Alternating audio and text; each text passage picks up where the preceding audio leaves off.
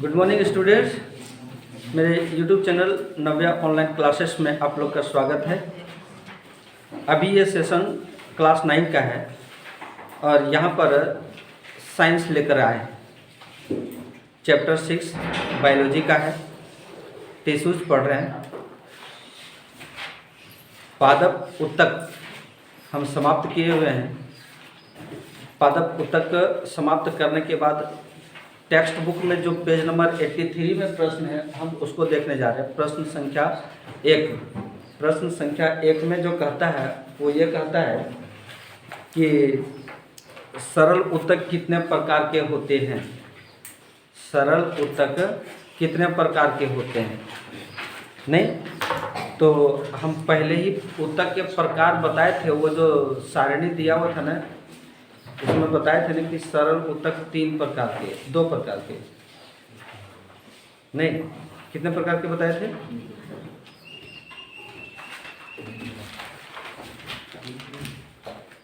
हाँ 3 प्रकार के, पैरेंकाइमा, कोलेंकाइमा और एक स्क्लेरेंकाइमा। नहीं तो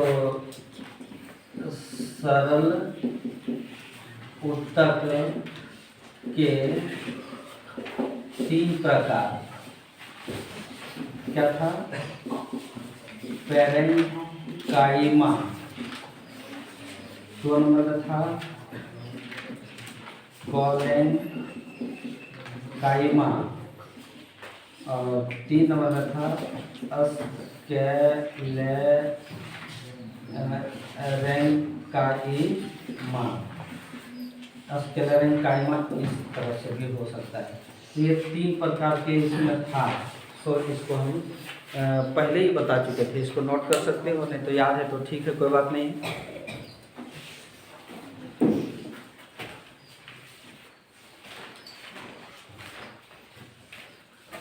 क्वेश्चन नंबर 2 कहता है कि प्ररोह शीर्षस्थ विभज्योतक कहाँ पाया जाता है। फिगर बना करके बताए थे हम। प्ररोह शीर्षस्थ विभज्योतक जड़ और तना के शीर्ष वाले भाग में पाया जाता है। नहीं तो लिखेंगे प्ररोह शीर्षस्थ विभज्योतक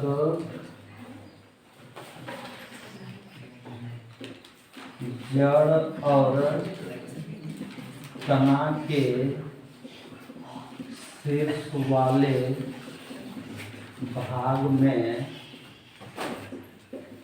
पाया जाता है। क्वेश्चन नंबर 2 फाइनल हो गया। तो यहाँ लिखते हैं हम, यहाँ 3 लिखते हैं आपकी बात, ठीक है। 3 में क्वेश्चन नंबर 3 में क्या कहता है, कहते हैं कहता है कि नारियल के रेशे में किस प्रकार का ऊतक पाया जाता है। हम एकदम एग्जाम्पल के साथ लिखाए थे। तो लिखते थे स्क्लेरेंकाइमा।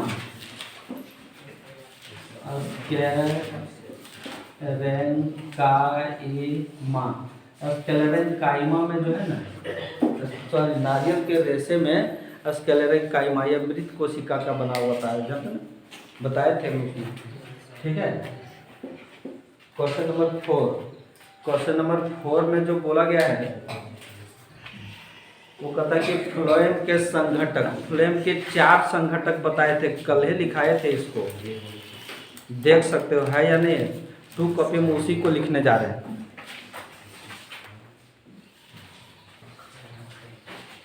फ्लोएम के जो संघटक है, क्वेश्चन नंबर 4 में यही बोला गया कि फ्लोएम के कौन कौन से संघटक है। नहीं तो 4 संघटक कल भी लिखाए थे, आज भी अब लिखा देते हैं इस क्वेश्चन का आंसर। चालनी नलिका, सहकोशिकाएं, फ्लोएम और फ्लोएम विभज्योतक। तो इस प्रकार ये पेज नंबर 83 में जो 4 क्वेश्चन दिया है ना उसका आंसर हो गया। और यहाँ के बाद अब हम लोग चलेंगे जंतु कोशिका में। ना तो जंतु कोशिका देखेंगे और इसके प्रकार देखेंगे, फिर एक एक करके सबका परिचय, उसके बाद चैप्टर हमारा अंत कर जाएगा। जंतु कोशिका नहीं, जंतु ऊतक की बात कर रहे हैं हम। सॉरी, जंतु ऊतक में हम लोग चले जाएंगे और उसका प्रकार को देखेंगे। देखते जंतु ऊतक, ठीक है। जंतु ऊतक का थोड़ा सा हम परिचय इसलिए दिए हुए हैं ये जंतु ऊतक को समझ लेते हैं कि प्रत्येक बहुकोशिकीय जीवों में विभिन्न कार्यों को संपादित करने के लिए विभिन्न अंग हैं। कोशिकीय जीवों में कार्यों को संपादित करने के लिए कोई विशेष अंग नहीं होता, लेकिन बहुकोशिकीय जीवों में विभिन्न कार्यों को, जैसे श्वसन की क्रिया के लिए अलग अंग बना हुआ है, नहीं, पोषण के लिए अलग अंग बना हुआ है, उत्सर्जन का अलग अंग बना हुआ है, हमारा ब्रेन एक अलग कोशिका का बना हुआ है, नहीं। तो ये सारे जो अलग अलग प्रकार के कार्यों को संपादित करने के लिए भिन्न भिन्न प्रकार के कोशिकाएं हैं ना, और यही भिन्न भिन्न प्रकार के कोशिकाओं का जो एक समूह जो बनाता है ना, वो जंतु ऊतक कहलाता है। ठीक है, और ये जंतु ऊतक के प्रकार हम यहाँ पर तुमको लिखा दिए हैं कि ये 4 प्रकार के, पेन मेरा यहाँ पर है, 4 प्रकार के एपिथेलियमी ऊतक, संयोजी ऊतक, पेशीय ऊतक और एक तंत्रिका ऊतक है। ठीक है, फिर आगे चल कर के ये एपिथेलियमी ऊतक को 4 भागों में बांटा गया है बुक में। एक सल्की एपिथेलियमी, घनाभाग, स्तंभाकार, एक घनाकार और अस्तरित सल्की एपिथेलियमी ऊतक है। इसके प्रकार एक एक करके हम देखेंगे कि एपिथेलियमी ऊतक के क्या कार्य हैं, नहीं, और संयोजी ऊतक के क्या कार्य हैं, पेशी ऊतक के कार्य और तंत्रिका ऊतक के कार्य, सभी का कार्य अब एक एक करके हम देखेंगे।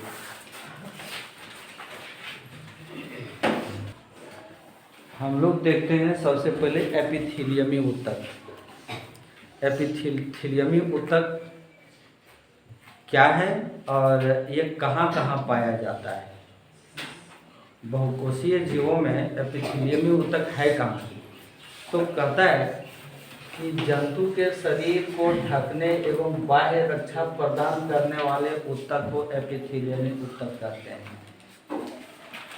जंतु के शरीर को ढकने वाले जो परत, बाहरी परत है ना, वो जंतु के शरीर को एक तरह से ढक के रखता है, ढक्कन की तरह कार्य करता है ना। स्किन क्या है कि हमारे शरीर के आंतरिक भाग को वो ढक करके रखता है।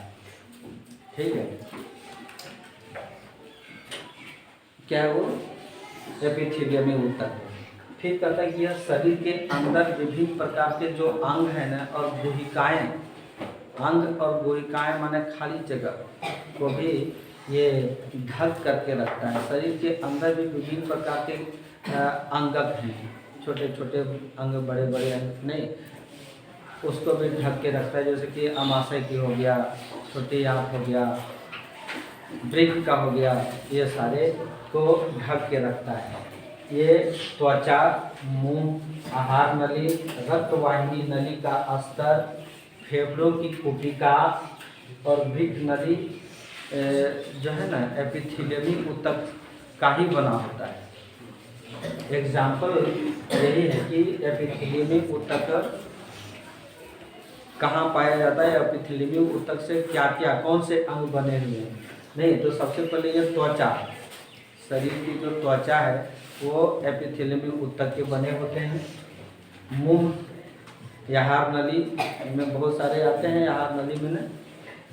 रक्तवाहिनी नली स्तर, रक्तवाहिनी नली स्तर जैसे धमनी है और शिरा है, नहीं, फिर और भी उसके छोटे छोटे कोशिका तंतु जिससे रक्त का संचार होता है ना, वो फेफड़ों की कुपिका जो बना हुआ है, वृक्क नली जिसको किडनी नली नहीं कहते हैं, ये सारे एपिथेलियमी ऊतक का बना होता है। और यहाँ से अब इसके प्रकार को हम देख लेते हैं। सबसे पहले इसका जो है वो सल्की एपिथेलियमी है, नहीं, तो सल्की एपिथेलियमी ऊतक को देखेंगे और ये भी कहाँ कहाँ पाया जाता है उसको देखेंगे बारी बारी से। जो एपिथेलियमी ऊतक के 4 प्रकार हैं ना, चारों प्रकार को देखेंगे कहाँ कहाँ पाया जाता है। ऑब्जेक्टिव में ये पूछेगा। नहीं तो सल्की एपिथेलियमी ऊतक ने, सल्की एपिथेलियमी ऊतक क्या है कि यह एक चपटी एवं अत्यधिक पतली कोशिका वाला यह ऊतक है भाई।